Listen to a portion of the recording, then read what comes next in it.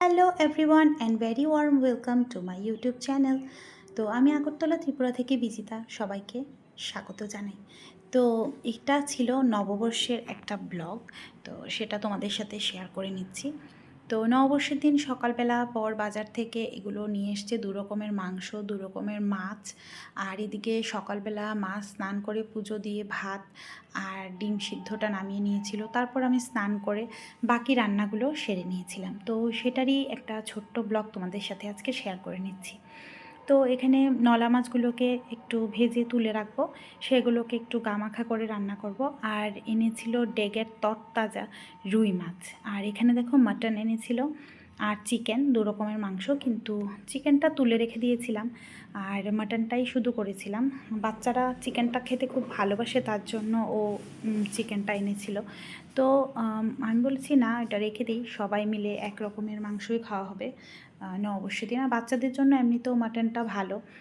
তো ভাবলাম এখন ছোট থেকে যদি না খায় তাহলে বড় হলে তো আর খেতেই চাইবে না। তো তার জন্য ভাবলাম ওদেরও একটু একটু করে মানে আমি খাওয়াই আর কি, তার জন্য তুলে রেখেছি চিকেনটা। এদিকে রুই মাছগুলো এত ফ্রেশ, এত তরতাজা ছিল আর এত সেন্সিটিভ, মানে খুব সাবধানে মানে উল্টে দিচ্ছি, তার মধ্যেও দেখবে ওই মাছের টুকরোটা একটু ভেঙে যায়।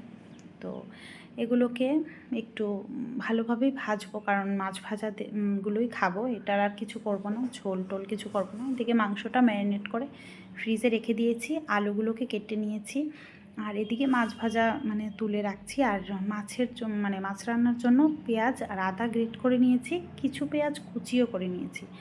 আর এখানে মাংসের জন্য পেঁয়াজগুলোর খোসা ছাড়াতে বললাম ওকে, তো ও বসে আমাকে পেঁয়াজের খোসাগুলো ছাড়িয়ে দিচ্ছিল, আর বাকি মশলাটা কিন্তু আমিই করেছিলাম।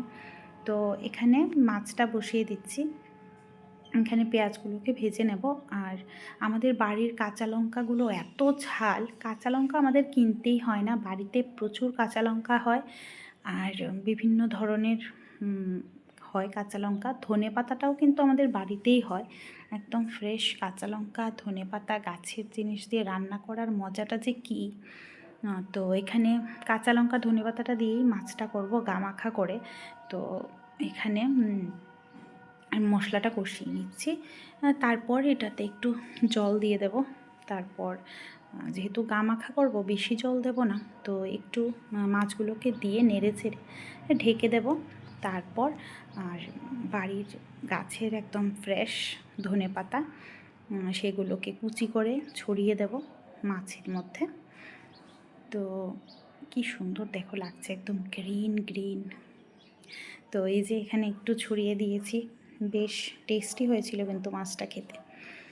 তো এই যে নামিয়ে নিয়েছি, এখন আবার কড়াই চাপিয়ে দিয়েছি, কড়াইটা মেজে টেজে আবার চাপিয়ে দিলাম। এখানে মাংসের মশলাটা রেডি করছি, পেঁয়াজগুলো তো মানে খোসা ছাড়িয়ে দিয়েছে, আর এখানে শুকনো লঙ্কাটা আমি মানে তুলে রেখেছি, কারণ বেশি ঝাল হয়ে যাবে, বাচ্চারাও তো খাবে, তার জন্য ওদেরটা একটু কম ঝাল দিয়ে রাখবো, তার জন্য এখানে লঙ্কাগুলো তুলে নিয়েছি। তো এখানে মাংসটা কড়াইতে পুরোটাই চাপিয়ে দিয়েছি, কষানো হয়ে গেলে বাচ্চাদের মাংসটা দিয়ে দিয়েছি প্রেশার কুকারে, আর আমাদেরটা কড়াইতেই ঝাল করে রান্না করেছিলাম। তো রান্না টান্না সেরে একদম ঘেমে নিয়ে শেষ, আবার যাচ্ছিলাম স্নান করতে। তো এই এতটুকুই ভিডিওটা, টাটা।